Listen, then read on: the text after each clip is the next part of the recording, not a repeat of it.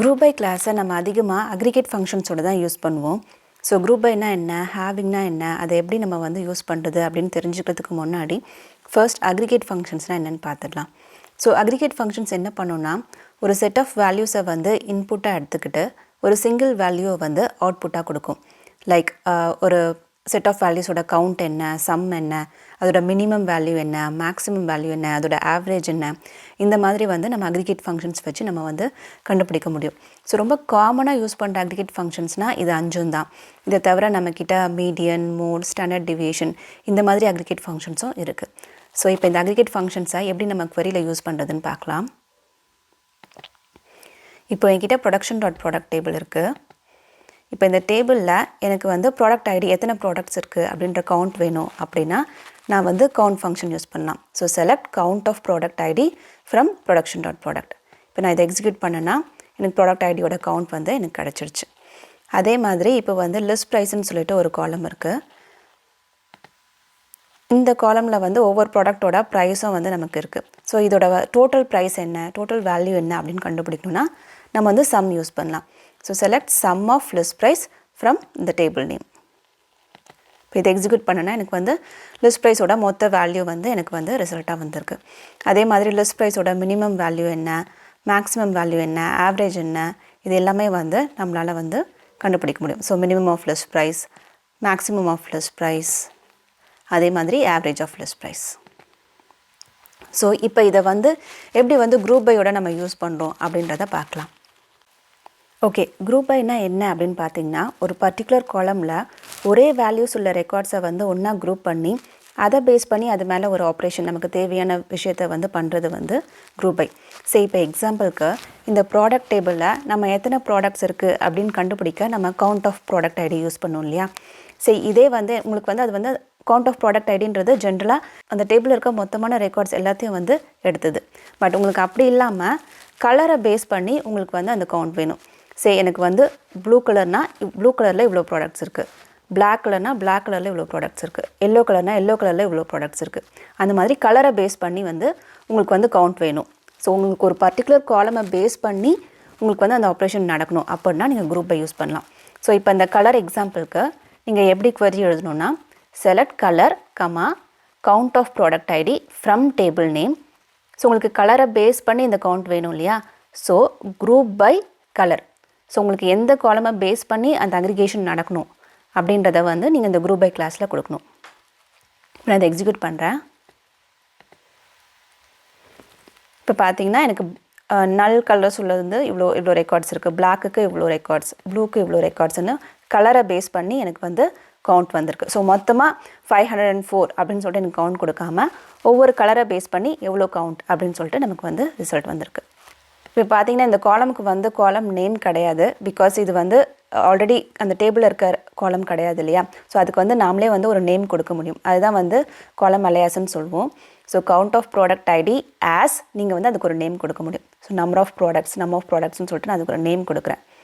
அதே மாதிரி எனக்கு வந்து கலர் வந்து நல் இருக்க ரெக்கார்ட்ஸ்க்கு வந்து எனக்கு வந்து இதை வந்து கவுண்ட் எடுத்துக்க வேணாம் அப்படின்னா where colour is not null, group by colour.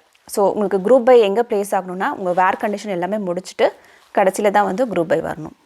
So colour count of product ID as அந்த alias name from table name where colour is not null, group by colour. இதை எக்ஸிக்யூட் பண்ணுறேன். இப்போ பார்த்தீங்கன்னா இந்த காலமுக்கு ஒரு நேம் வந்திருக்கு, அந்த அலையாஸ் நேம். நல் கலர்ஸ்க்கான ரெக்கார்ட்ஸும் நமக்கு வரல. இதே மாதிரி நீங்கள் சம்மை யூஸ் பண்ண முடியும். ஸோ உங்களுக்கு வந்து லிஸ்ட் ப்ரைஸோட டோட்டல் சம் கலரை பேஸ் பண்ணி வரணும் அப்படின்னா select colour sum of list price, அதுக்கு ஒரு table column name from table name where கண்டிஷனில் கலர் இஸ் நாட் நல். அதே மாதிரி கலரை பேஸ் பண்ணி நம்ம குரூப் பண்ணுறதுனால குரூப் பை கலர். ஸோ இப்போ இதை எக்ஸிக்யூட் பண்ணால் ஒவ்வொரு கலர் பேஸ் பண்ணி டோட்டல் லிஸ்ட் ப்ரைஸ் என்ன அப்படின்னு சொல்லிட்டு நமக்கு வந்து ரிசல்ட் வந்திருக்கு. இதே மாதிரி நீங்கள் ஒரு காலம் வச்சு தான் குரூப் பண்ணணும்னு இல்லை, நீங்கள் மல்டிபிள் காலம்ஸ் வச்சும் குரூப் பண்ணலாம். ஸோ உங்களுக்கு வந்து இந்த கலர் அந்த கலரில் இந்த சைஸ்க்கு லிஸ்ட் ப்ரைஸோட ஆவரேஜ் என்ன அப்படி கண்டுபிடிக்கணும்னா நீங்கள் ரெண்டு காலம் நேமும் கொடுக்க முடியும். எத்தனை காலம் நேம்ஸ் வேணாலும் வந்து நீங்கள் வந்து அந்த செலக்ட் ஸ்டேட்மெண்ட்டில் கொடுக்கலாம். So select colour size average of list price as average list ப்ரைஸ்ன்றது அந்த column alias from table name where colour is not null, group by நீங்கள் கலர் சைஸ் ரெண்டும் வச்சு குரூப் பண்ணுறதுனால 2 காலம் நேமும் உங்களுக்கு கொடுக்கணும். ஸோ உங்கள் செலக்ட் ஸ்டேட்மெண்ட்டில் என்ன காலம்ஸ் இருக்கோ அது கண்டிப்பாக உங்கள் குரூப் பைலையும் இருந்தாகணும். அப்படி இல்லைன்னா அது வந்து எரர் த்ரோ பண்ணும். ஸோ இதை எக்ஸிக்யூட் பண்ணுறேன். இப்போ பார்த்தீங்கன்னா ஒவ்வொரு கலருக்கும் ஒவ்வொரு சைஸ்க்கும் என்ன ஆவரேஜ் லிஸ்ட் ப்ரைஸ்ன்னு இருக்குது.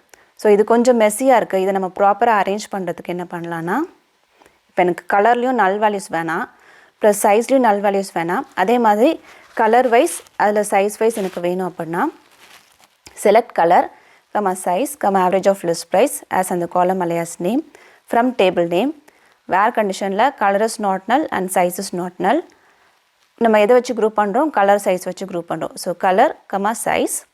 இந்த ஆர்டர் பை கிளாஸ் எதுக்கு யூஸ் பண்ணுறோன்னா அசெண்டிங் ஆர்டரில் இல்லை டிசெண்டிங் ஆர்டரில் வந்து அரேஞ்ச் பண்ணுறதுக்காக இதை யூஸ் பண்ணுறோம். So order by colour size. So first கலரை வச்சு ஆர்டர் பண்ணோம். ஸோ பிளாக்னா ஃபஸ்ட்டு பிளாக்லாம் வரும்.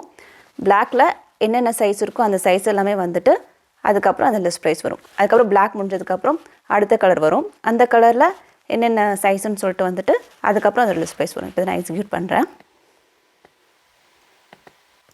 பார்த்திங்கன்னா ஃபர்ஸ்ட் பிளாக் கலர் அதில் இருக்க ஒவ்வொரு சைஸும் வந்து லைனாக வந்திருக்கு அசெண்டிங் ஆர்டரில் அரேஞ்ச் ஆகி, அதோட average list price. So black மொத்தமாக முடிஞ்சதுக்கப்புறம் நமக்கு வந்து ப்ளூ கலர் ஃபுல்லாக வந்திருக்கு. ப்ளூ கலரில் என்னென்ன சைஸு அதோட ஆவரேஜ் லிஸ்ட் ப்ரைஸ், அதுக்கப்புறம் மல்டி கலர், அந்த மாதிரி ஒவ்வொரு கலருக்கும் ஒவ்வொரு சைஸ்க்கும் வந்து நமக்கு வந்து அழகாக குரூப் ஆகி ரிசல்ட் வந்திருக்கு. ஓகே, இப்போ குரூப் பைனா என்னன்னு புரிஞ்சது இல்லையா? ஸோ இதில் ஹேவிங்கிறது என்ன? ஸோ நீங்கள் இந்த அக்ரிகேஷன் ஃபங்க்ஷன்ஸ்க்கு மேலே ஏதாவது ஒரு கண்டிஷன் அப்ளை பண்ணணும். நீங்கள் நார்மலாக நம்ம டேபிளில் கண்டிஷன் அப்ளை பண்ணணுன்னா வேர் கிளாஸ் யூஸ் பண்ணுவோம் இல்லையா?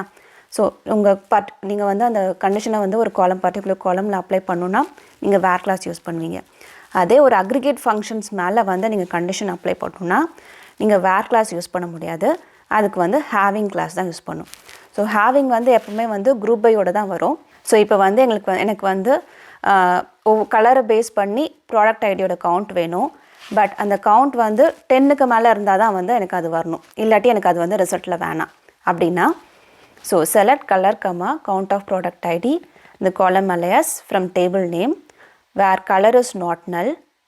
எதை வச்சு குரூப் பண்ணுறேன், குரூப் பை கலர். இப்போது எனக்கு அந்த ப்ராடக்ட் ஐடியோட கவுண்ட் வந்து 10க்கு மேலே இருக்கணும். ஸோ அக்ரிகேட் ஃபங்க்ஷன்ஸில் நான் வந்து அந்த கண்டிஷன் அப்ளை பண்ணுறதுனால having count of product ID greater than 10. இங்கே நான் வந்து வேர் யூஸ் பண்ண முடியாது, ஹேவிங் யூஸ் பண்ணணும்.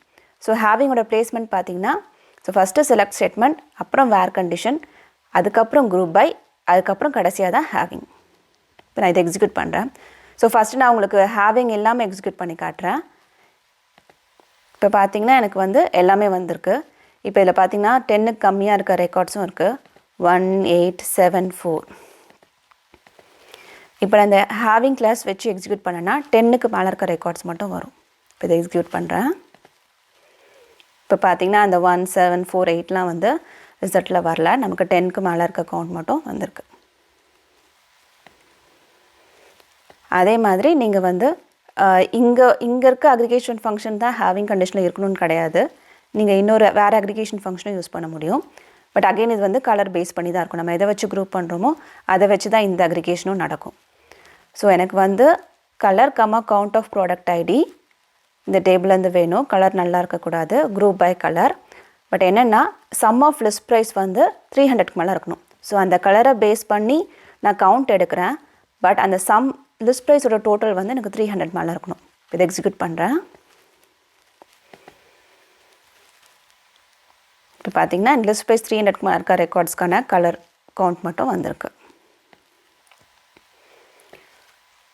இப்போ உங்களுக்கு அதை வெரிஃபை பண்ணணுன்னா நீங்கள் இப்படியும் கொடுக்கலாம்.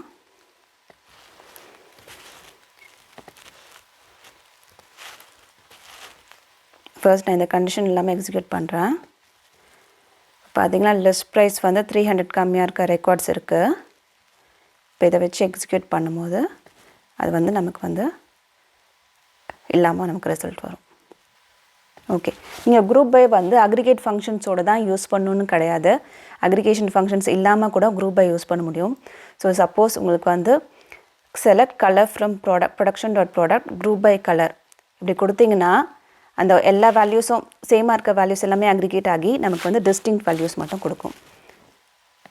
இப்போ பார்த்தீங்கன்னா எனக்கு வந்து டிஸ்டிங்க்ட் வேல்யூஸ் ஆஃப் கலர் மட்டும் வந்திருக்கு.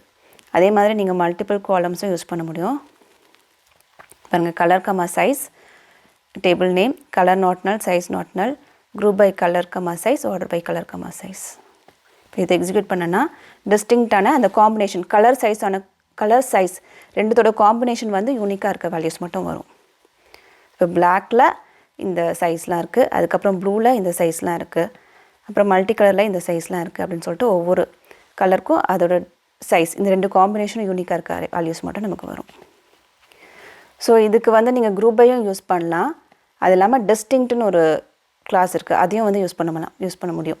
So select distinct colour from production dot ப்ராடக்ட்டும் வந்து அதே வேல்யூ தான் வந்து உங்களுக்கு கொடுக்கும்.